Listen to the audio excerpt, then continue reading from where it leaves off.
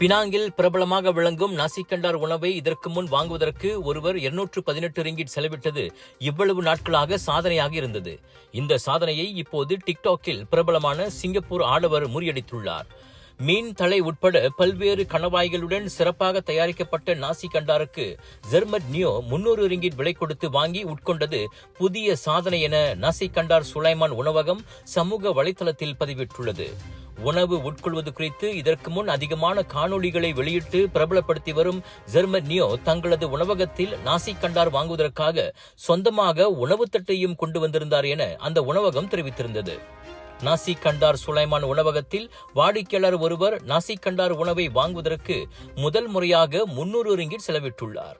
இதனை உட்கொள்வதற்கு அவர் 2 மணி நேரம் செலவிட்டுள்ளார். பல்வேறு பதார்த்தங்களுடன் ஜெர்மட் நியோ ஆர்டர் செய்திருக்கும் புகைப்படங்களையும் நாசிகண்டார் சுலைமான் வெளியிட்டிருப்பது வைரலாகியுள்ளது.